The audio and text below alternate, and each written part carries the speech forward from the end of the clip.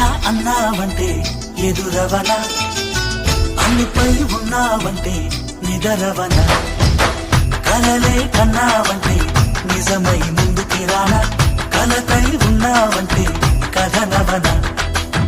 అమ్మలో ఉండే సగం అక్షరం నేనే, నాన్నలో రెండో సగం లక్షణం నేనే. అమ్మ తోడు నాన్న తోడు అన్ని నీకు అన్నే చూడు, చెల్లిపోని బంధం నేనా.